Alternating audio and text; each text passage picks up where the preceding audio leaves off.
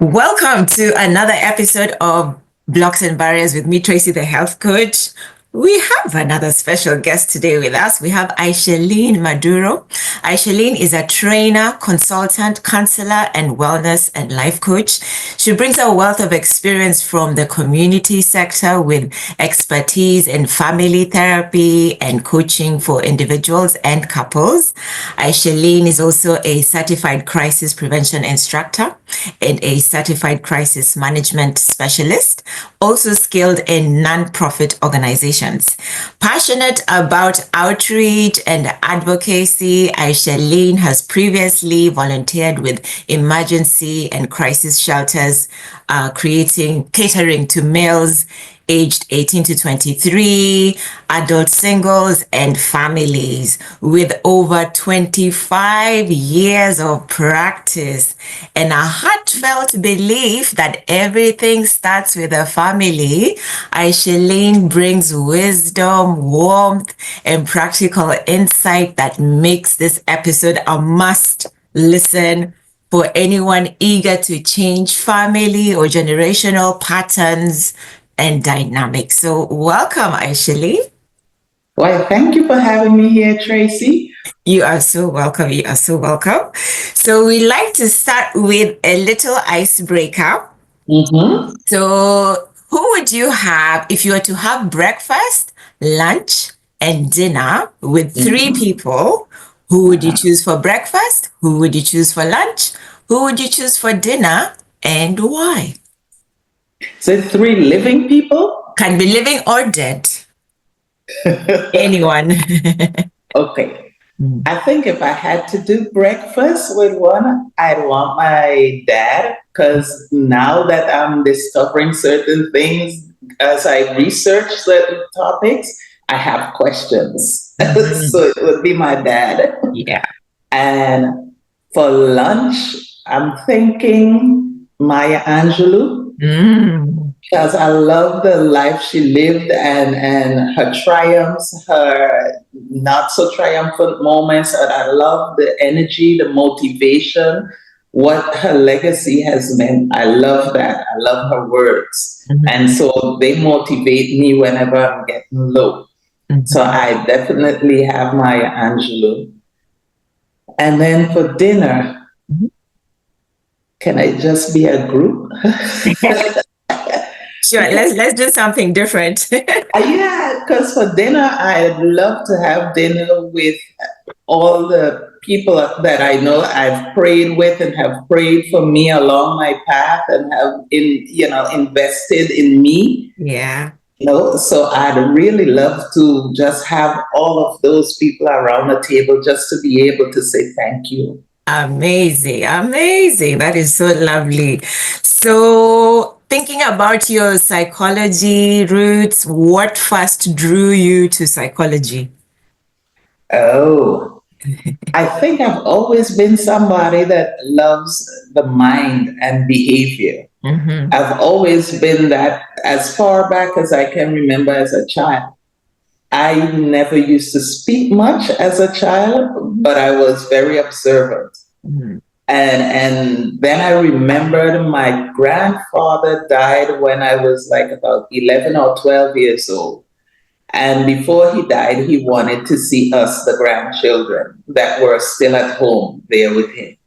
And he told me, one of the things he told me at that time was that I am smart intellectually. And he was like, use that wisdom.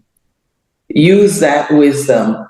And I didn't understand what he meant at the time, And then after I saw my trajectory, as in I went to college and did the psychology and all of that, then I was like, okay, maybe this is what he meant by it. Because he always said that I was smart, I was intelligent, and I needed to use that. So I think that those were my beginnings when it came to psychology. Amazing. And I know, like, as time evolves, your career evolves, maybe your interest at the beginning may have changed. So, would you say your interest has changed over the years? And what are you now specifically interested in when it comes to psychology? Definitely, definitely the interest has changed. I think when I first started in college, when I was introduced to all the different forms of psychology, Mm-hmm. I wanted to do marriage and family therapy. That was my thing. But then after going through the first class, I was like, listen, this has, I can't just imagine how much stuff you could uncover just working with one family. So I was like, let me just skirt around that, you know? And now I find myself, after all these years in the profession, I find myself back to focusing on families, anyways. Mm-hmm.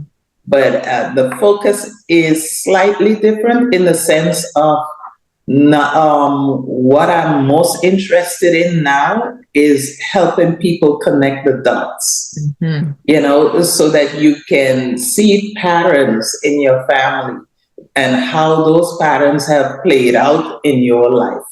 And if they're good things, great.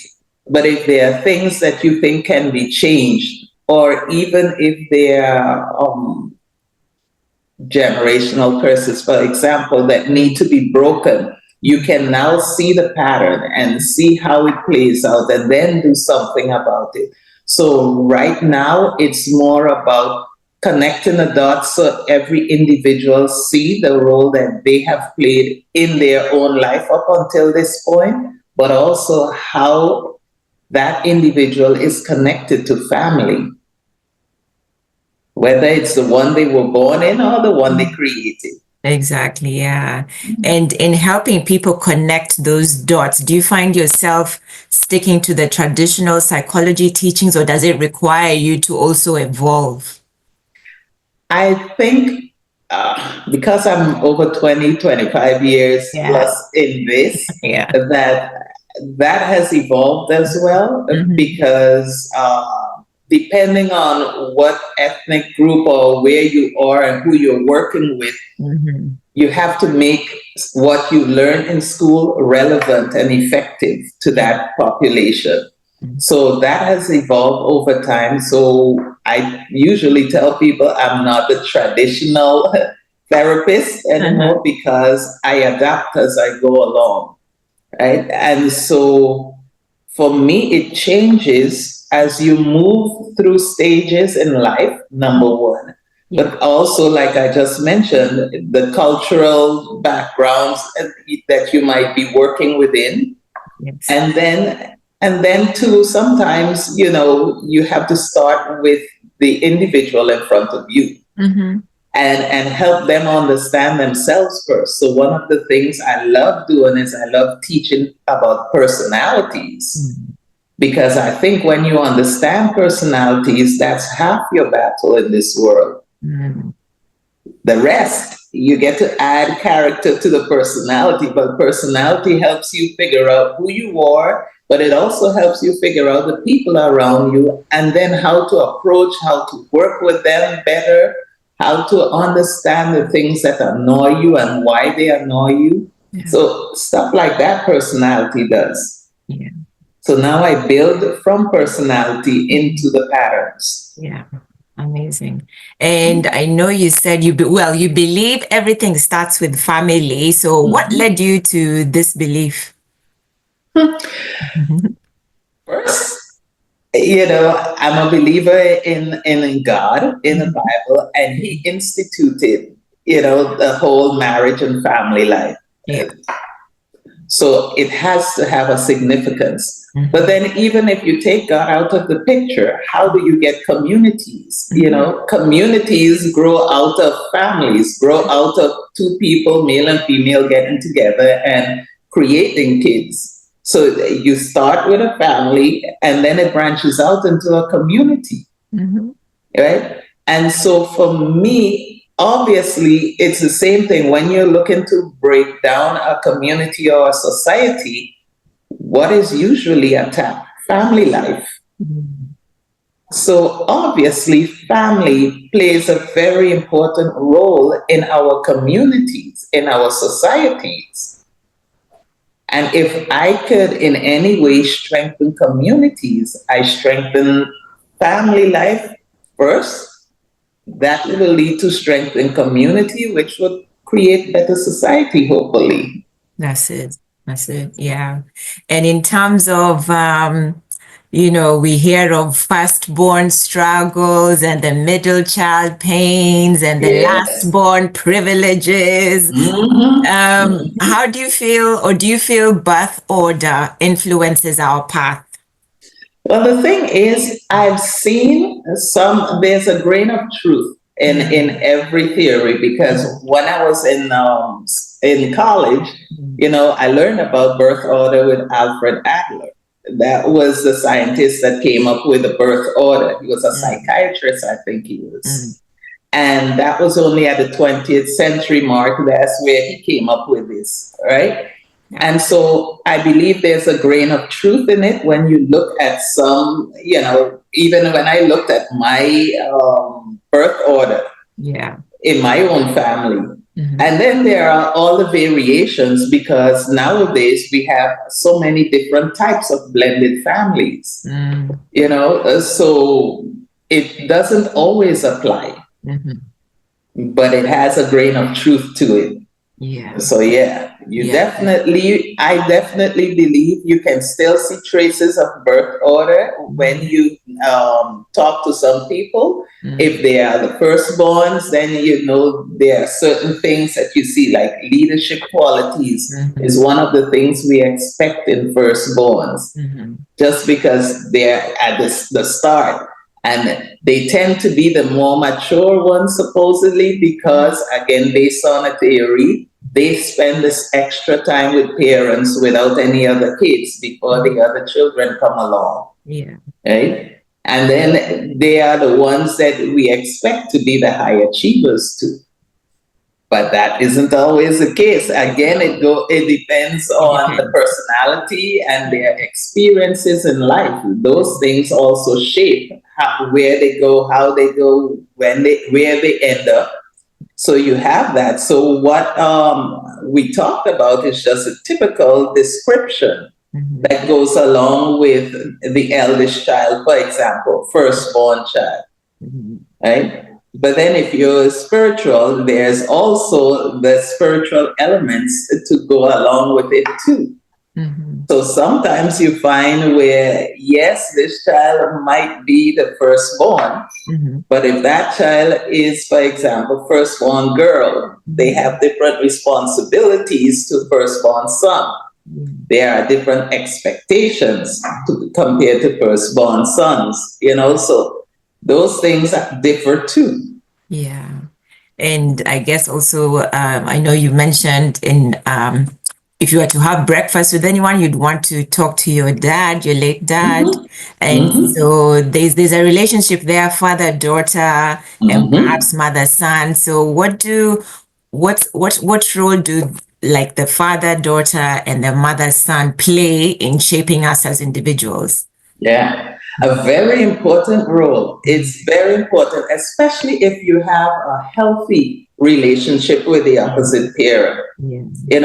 But the flip side is also true where if you don't have a healthy relationship with a Mhm, parent, you mhm, still walk away as a child, even grown, you still walk away with your behavior, your attitudes, your beliefs, all influenced by that relationship. So for example, you have where with a father-daughter relationship, one of the things that is very important is that emotional support, mhm, right? That a daughter will feel in a healthy relationship with a dad. Because if your dad is there for you, if he is the one that you can go to talk about anything with, and you know that he's going to encourage you, he's going to listen to you, it helps to give you, the daughter, confidence. It helps to have you see a different perspective, especially when you get into your teenage years as a daughter and you can go to the dad and talk to him about boys, even though the dads don't want to hear it, I don't want to hear it. Yeah. you know. But you go and you talk, and they will still tell you, well, boys are this way or they think this way. It Mhm. helps, right? And Yeah. so you learn then that this is something that is important to the overall development of your child, but also it helps for those times when your daughter is experiencing difficulties in her life, to Mhm. know that she is unconditionally loved by her dad and accepted for who she is. So, for example, it gives you a positive self image, Mhm. right? Especially as teenagers, girls struggle a lot with body image. Mhm. And if you have a dad that you have a positive relationship with, and he loves you no matter what, Mhm. it gives you wings to Yeah. fly, Yeah. because people, teenagers can be harsh Very sometimes when harsh. dealing with each other. Mhm. And so if you keep getting the feedback from some of the teens out there about your body image and all of that, you feel a certain way, but then you'll remember, nah, he loves me just the way I am. And if he could love me just the way I am, I've always felt that, nothing is wrong with me because he says it all the time. I start to believe that, and I've been believing that. So now this influence doesn't take me down to the levels that it might take some other Yeah. teenagers, Mhm. Yeah. right? So it helps with that. Mhm. And those are some of the things that you wish Mhm. that dads would understand about their Yes. their importance in their daughters' lives. Yeah. Yeah. Because just the same way, if you're a dad and you're constantly cutting down that daughter, it has an effect too on the daughter's self-confidence, self-esteem. So yeah. Yeah, yeah. And it's interesting. So what then happens when I know you've said it can affect their self-esteem, and I see this. I watch all sorts of reality shows, actually. Like I don't Yeah. know why I've started rewatching Paternity Court, and it's almost Oh like yeah, that was one of mine for a while, yeah. just to watch the dynamics. Yes. Yes. And I'll always like I'm frequently hearing both for the men and the women especially the absence of their father. They'll always say, oh, they didn't have their dad present. So that's why it's so important for them to find out who the dad is so that Hmm. their daughter or their son doesn't go through what they've gone through. So Yeah. what other impacts does it have on a daughter, especially when her father is absent, or like you said, sometimes they're also not giving that positive encouragement that fathers are to give. One of the things we know, for example, is when you have a father that is absent, or a Mm. father that was there and then left, Mm-hmm. and you have a daughter that you left behind, Mm-hmm. depending on the age of the child, that child develops the belief Yeah. that it's because of them. Mm-hmm. Something about them was wrong, that the dad left, Mm-hmm. you know. And so you start with the I'm not enough or I'm not good enough kind of belief, Mm-hmm. even without you being aware of it, because you're a child. That's what you start with. And then as you get into teenage years, you have the identity crisis thing. Everybody wants to know, or most people want to know where they come from, who their mom and their dad was. Yeah. You want to know because sometimes, unfortunately, you might end up with a mom that everything about you reminds her of your dad. Yeah. And then she keeps telling you, you're just like your father. You Mm-hmm. know, you're just like your father, even though he just shows up once, or he doesn't show up, or he just sends you a birthday gift and suddenly it's everything about him. you know, those kind of environments, if you grow up in one of those kind of environments, then it makes it really tough because you don't have this father to identify with physically or anything like that. You might just carry the name, but you have no attachment to it because that father isn't there for whatever reason. Mm. right? So then you experience that identity crisis. And I've seen that with some daughters, as in the father's name is not on a birth certificate. Mm. And even as an adult, that still bothers them, Oh, yeah. that the father's name is not on the birth certificate. Mm. And one of the things I encourage some young women to do is then, if that is so important to you, and if you can do anything about it, then do something about it. Yeah. Yeah. Because it says something to you, because a lot of us like to at least be able to see this was our mother, this was our father. Mhm. So there's that identity. And then even as a teenager, when you start to explore relationships as a female, Mhm. that first man in your life, but not in your life, Mhm. still teaches you how to navigate.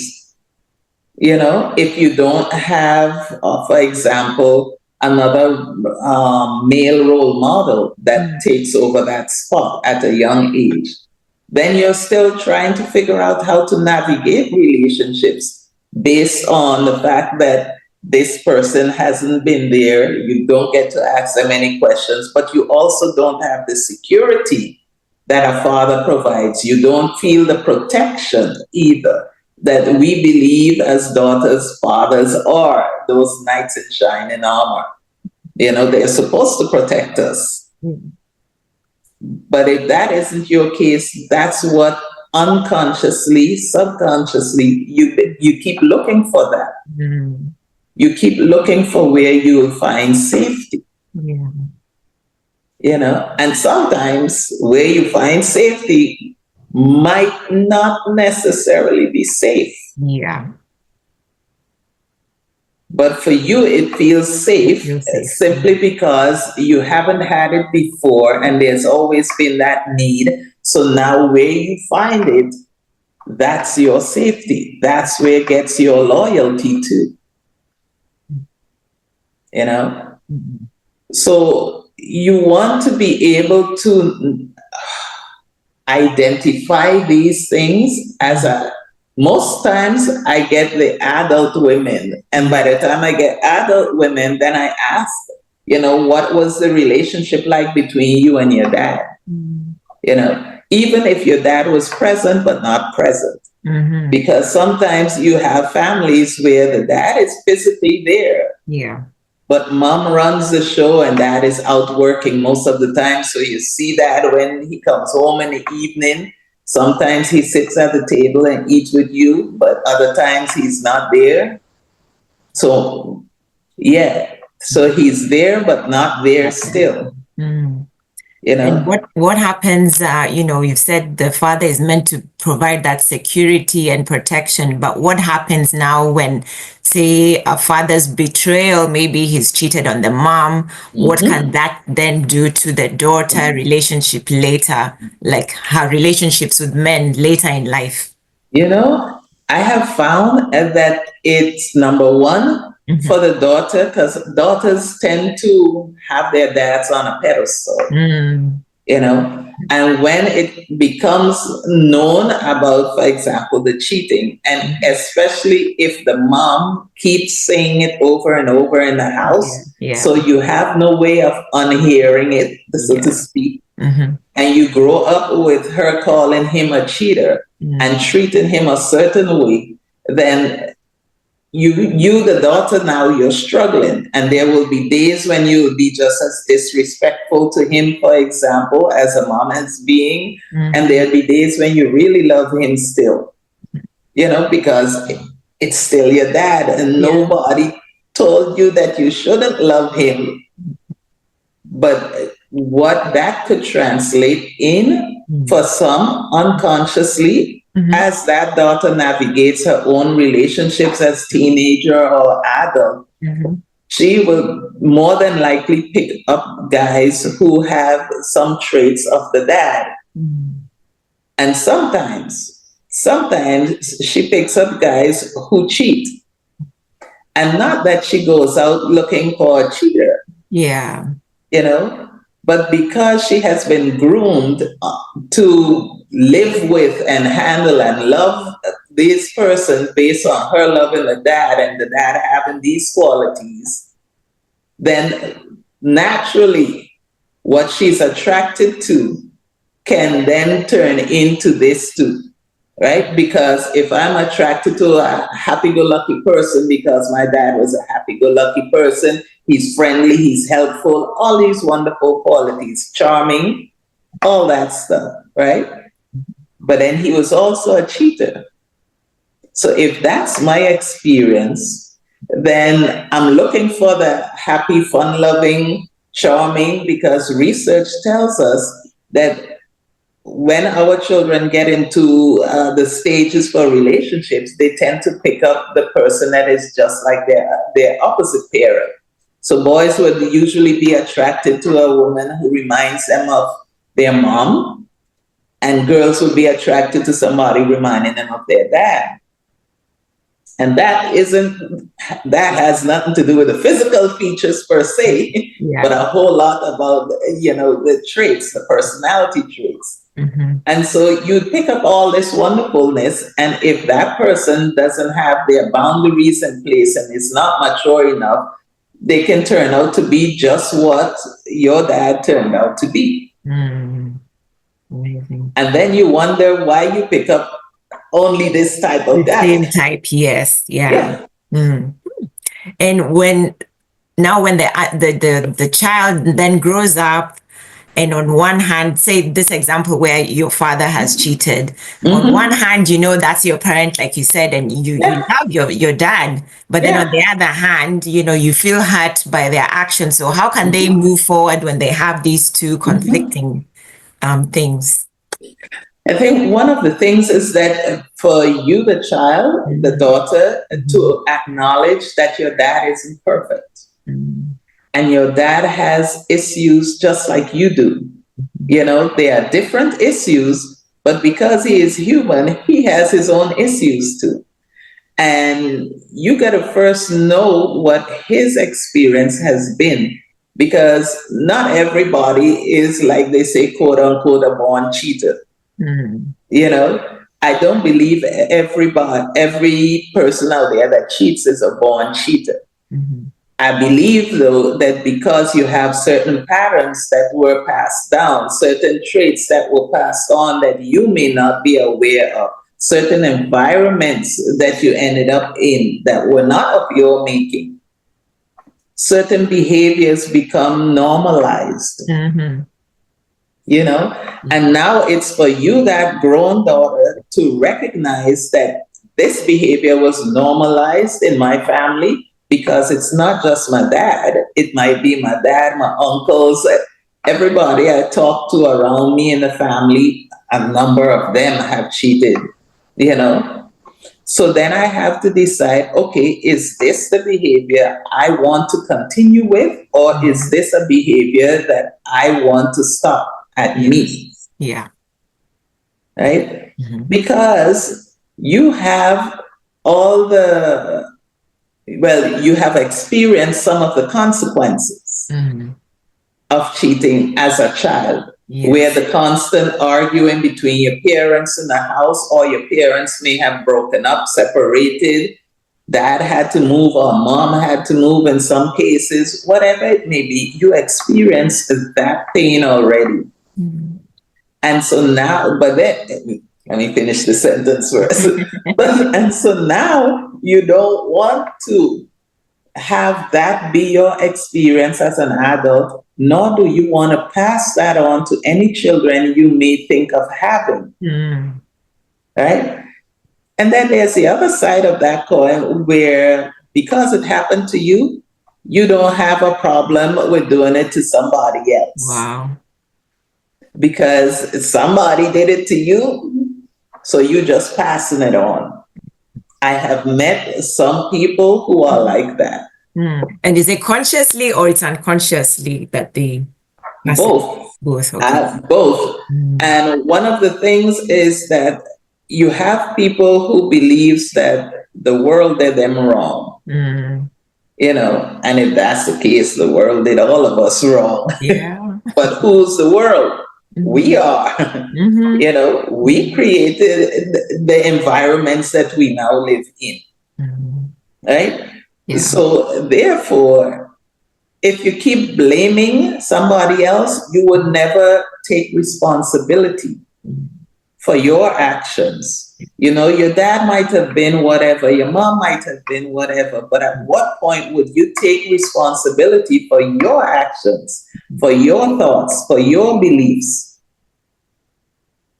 Because I have heard some men say, oh, as a man, you must always have more than one woman. Mm-hmm. And even if you're married, your wife is supposed to allow you to have somebody on the side.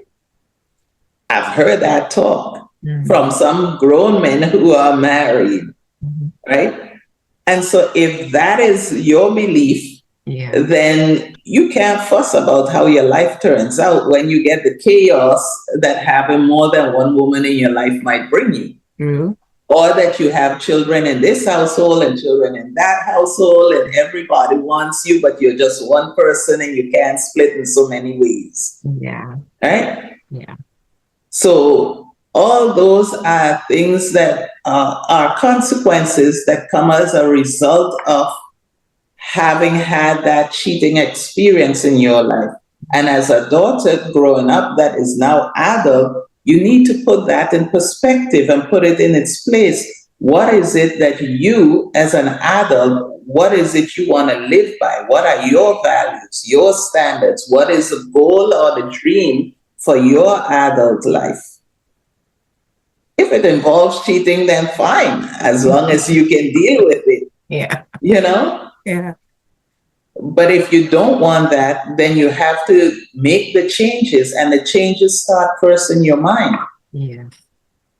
Because you could tell yourself 10 million times, I'm going to stop cheating, or I'm going to stop picking up people who cheat and getting involved with them, because then I become, you know, part of that package. And then you could say that and you stop the behavior for a couple of months. Yeah. But if your mind doesn't change, You'll come back to it. you go right back to it, Mm-hmm. because our behaviors are directly tied to our thoughts, our Yeah. beliefs. Yeah. Yeah. So that's one of the things that attracts me about psychology, where it's all about what's in your mind. And the Bible talks about that too. Mm-hmm. Mm-hmm. What's in your mind, that's what plays out. Yes, yeah. And I've just had an epiphany because so in Kenya, and I'm sure it's the same everywhere, but it just seems like cheating is so normal. But you said Mm-hmm. something, if it's your belief system, if you've been raised to think, oh, as a man, it's Yeah. normal to have a mistress, and as a Mm-hmm. woman, it's normal for your husband to have a mistress, Exactly. then you don't see any. It's like the way we believe in going for a walk and going for exercise. So for you, that will just Mm-hmm. be like it's your belief, so you'll accept it or you tolerate Yeah. it or whatever, and And maybe if that's you why it's don't, then rampant. something is wrong. If you Yeah, because don't, uh-huh. I've really been wondering why is it like, and it seems each generation, and I'm thinking it should, for the children who've experienced it, you'd Mm-hmm. want to do better. But then if you're saying, if your perception, if your mindset Yeah. is that, hey, it was done to me, then just Mm-hmm. do it. It's just a normal thing. So thank you Yeah. for that.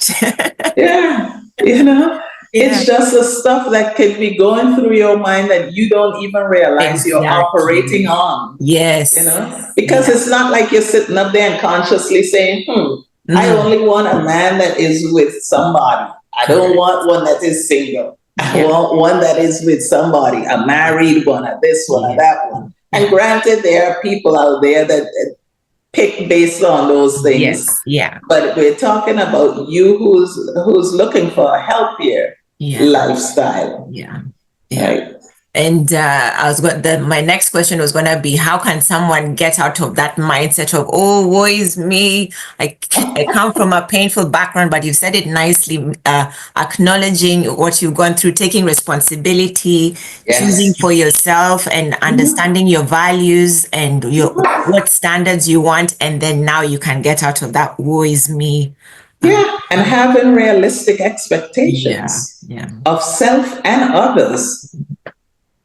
because sometimes the expectations get in the way. Mhm. Even when I found myself counseling, people who are looking to be married one day, Mhm. I have to work on the expectations that they hold, Yeah. because you can have that whole list of things. You expect your boyfriend to be this and this. You expect him to do this. You expect him to come home on time, or you expect to see him every day at a certain time. Yeah. you know Make your expectations realistic, or have none at all. This is the thing. Yeah. So that y'all can then build from ground level up, instead of having the expectations and then you just keep checking and seeing that, oh, he doesn't this, he doesn't that, or she doesn't this and she doesn't that. Yeah. You know? Yeah. And we'll come to maybe premarital counseling in a bit. But but in terms of, say, now you come from a family, well, speaking of painful dynamics in the family, then of course you have divorce also. And Yeah. I know for many people, yes, divorce is painful. Mm-hmm. But is that going to be the case for everyone, or can it be different for some people? Again, for me, I base it in this line of work that I'm in, and in my life as my goals. I look to see a good and see positive and be optimistic. And so I have heard and I've seen many of examples of people going through divorce and how horrible it is, and the constant fighting back and forth and all this stuff. And especially when children are involved, it hurts the heart, because sometimes the parents can be so involved with each other that they are not even paying attention to how it affects the children. You know, it's not just you, the mother, or you, the dad, that is going through the divorce. The children are too.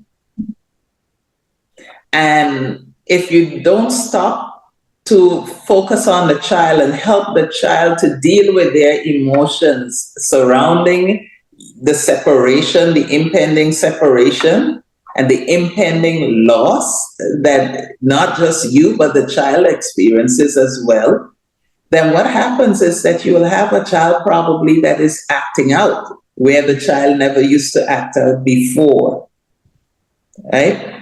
And then you're gonna get annoyed and angrier, because you're being called to the school, or all these different things that can happen. Your child isn't coming home any longer directly from school. You don't know where the child is for hours, all this stuff, right? And then some. Or the child could be coming home but don't want to leave their room because now they're going into depression because nobody's talking to them and they are having to deal with seeing their family fall apart, right? But then you can also decide as parents, as mature adults, that we're going to handle this differently. And you could talk about this issue when y'all made a decision, then talk about it with the kids. Let them know what's going on. And at every step, you keep checking in with them to see how they're doing. And if it's just you and your husband or your wife and there are no children, it doesn't mean that y'all still have to separate or divorce and be angry and have all the fuss and back and forth. You know, if you're a mature adult and you're working with another mature adult, we can both decide, okay, this is how it is. We're going to do this and we're not doing that. We're going to, go our separate ways. Maybe in some years' time, we can be friends again and talk to each other civilly. Some people do that. Yeah. The thing is, you have to work on your process, start your process before you get to the end of the relationship, as in sign on the dotted line. You have to work through your process before that time. And if you're a Christian, then it is more a matter of what impression are you giving the other person on your way out of that relationship. Are you leaving them with a favorable impression of God, or are you leaving them with a not so favorable impression of God? And sometimes when you stop and think about that, that tends to keep your mouth shut. For sure. You know, because you could think, as a female, for example, you could think of so many things to tell that man about himself. You know, all the things he didn't do, all the kinds of this and that you think he is or he isn't. But when you put it in perspective and say, okay, what example do I want to leave behind? What impression do I want to leave behind with this person? And especially if you want to leave the impression of you still being Christian behind, it's then important. you're going to watch what you see. And you're going to shut your mouth when stuff come up. And you know you shouldn't say it, but it will feel so good to say it. Yes. You know? So those are the challenges you might have, but I believe that divorce doesn't have to be this nasty, you know, drawn out, whatever stuff that we have made it into today. If we're not fighting each other, then something is wrong. Yeah. You know? Even though we have children or we have property or whatever, we can still find better ways to deal with the separation than what we have in so many examples nowadays. Yeah. And I think that's such a powerful thing you've said, you know, for those of us who are Christians, you know, I think maybe the emotions can be so high. You're not even thinking about your faith, but when you bring it in, the bigger picture, if you bring in your faith, surely it has to shut you down. It has to shut you down. And what the Bible says is when in such situations, it's like pouring hot coal over their head. So even for the person, you will just see something different in their actions. And I think that's how we get to different outcomes. It doesn't have to be that nasty, contentious situation that it can be. Yeah. Exactly. And I tell them, I say, listen, you can do things differently by just making the decision. Yeah. You know, you don't have to do things the way it has always been done before you. You know, choose to do it differently. Yeah. We do have the power of choice. And some of us just choose not to use it in a positive way. You know, we got to be honest. Some of us just choose not to use it in a positive way.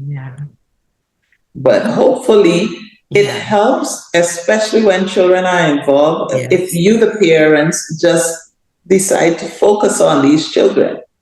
Y'all decided to have them. Now you have to take care of them. And you're gonna be in each other's lives for the rest of your life, because you share these children together. So how about we figure out how we can be civil to each other? Yeah, that's it. And I know another thing that comes with divorce is that guilt that people feel, whether it's personal or cultural or religious. So what's the best way to overcome that guilt that can come with divorce, wherever it's coming from, personal, cultural? I'm just going to say, number one, identify the source of it. Yeah. You know, identify the source of it, because sometimes I might be in those shoes and I don't feel the guilt personally, but because I belong to a religious organization that is all against divorce, then every time I walk in a church, I feel as if it's marked on my head, divorcee. You know what I'm saying? So then you feel guilty, and you might even decide to stop going to church because of all the guilt that is drowning you, because you think everybody is watching you now when you come in because you were the one that divorced him. You know?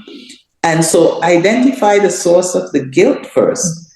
And then you have to evaluate if that guilt is misplaced, or if or if it is actually valid, right?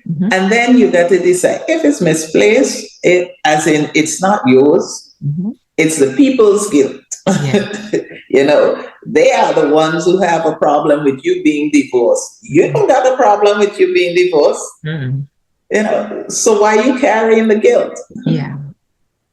You got to decide to shake it off if it's not yours, right? And shake it off meaning you have to start by telling yourself a different story than you've been telling yourself.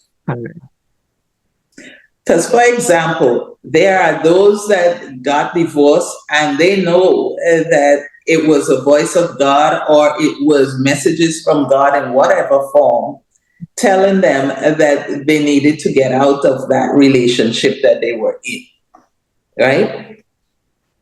But your church members or your community members or whoever, your family members, they didn't hear that. They didn't get those messages. And no matter how you tell them, they say, she just wanted to be out of that relationship, you know? So they're not buying it. Well, it's not theirs to buy. It's yours.